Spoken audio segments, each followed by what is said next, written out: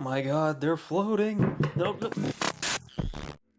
What's going on, guys? Picsoleated here, back at it again with another video. Today we're looking at another pair of sneakers from athletic performance brand Under Armour. I was fortunate enough to get these sent to me from Under Armour once again. I'm always thankful and appreciative when I get sent something for free, but at the same time I try to be as honest as possible with you guys while still being respectful to the brand, so keep that in mind. This shoe that they sent me is what you see on the screen right now. It's the Under Armour HOVR Sonic, and I'm so excited to review these for you guys for multiple reasons, mainly because it brings some new things to the table, and we'll dissect the good and the bad in a second. Now, if you remember, the last Under Armour shoe I reviewed was the HOVR Phantom. If you want to see that review, I'll leave a link at the top right corner of the screen and the description below. They both use Under Armour's new HOVR tech, and we'll get into all that as well. Now, before we get started, feel free to like or subscribe anytime during the video if you enjoyed it, and follow me on Instagram for some dope sneaker pics and future giveaways. Without further ado, let's get into it. The HOVR Sonic is a low top running shoe. I'm not sure on the exact release date of the shoe, but I'll leave some links below if you want to purchase them. They're available right now and have been in heavy demand lately. I've seen sizes selling out, so get them while you can.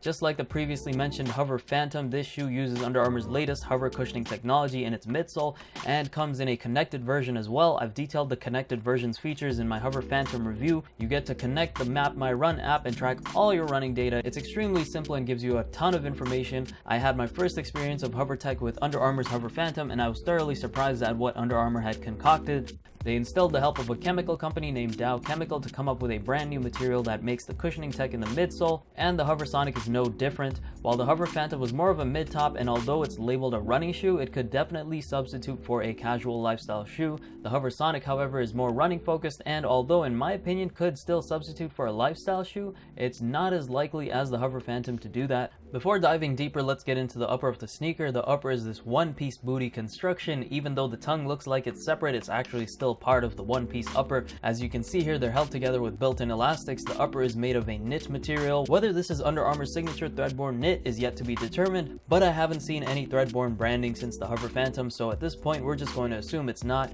The toe box has this satisfyingly breathable wholly knit, as does the midsection of the shoe. I really love what they've done with the knit here. It's soft and has just enough give to be comfortable, but also hold your foot in place, at least in the toe box area. There are some points of contention which we'll get into later in the review.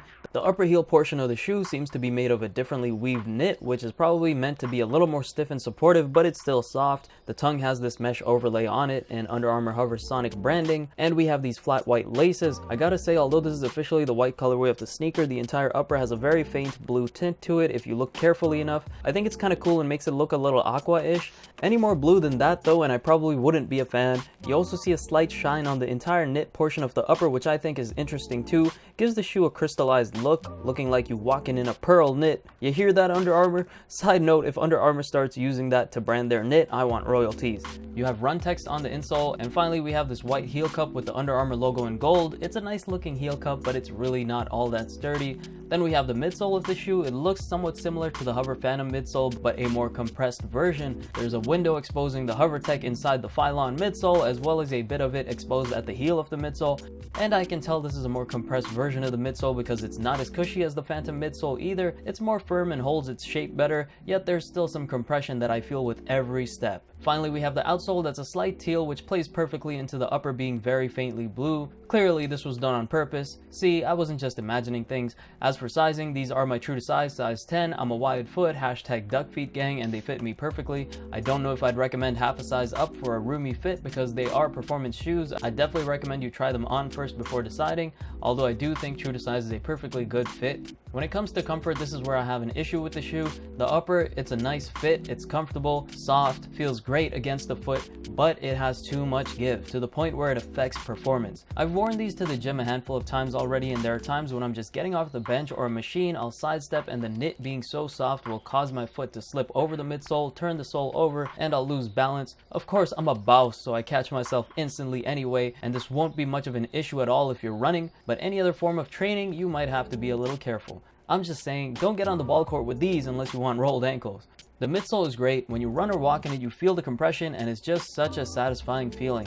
I've said this before, the HOVR Phantom had one of the most impressive cushioning with the HOVR tech I've ever experienced, and the HOVR Sonic fits in the same category. It's important to note that it is more firm and has less of that cushy feeling that you get with the HOVR Phantom. It's a drastic difference for those looking for that particular feel. There are few shoes I can say for certain I'll beat the life out of, and these and the HOVR Phantom are definitely two of those shoes. These shoes are an amazing value. They retail for $100 US and 120 Canadian dollars, and will most likely last you a very long time. If there's one thing I like about Under Armour shoes is they are very durable, even the knitted versions. These look great on foot and double as a lifestyle sneaker. If you took anything from this video, hit that like and subscribe button. What do you guys think about the sneaker? Is Under Armour actually gaining some ground in the market, or will it flop? Let me know in the comments. Catch you later. Picsoleated is hovering away again.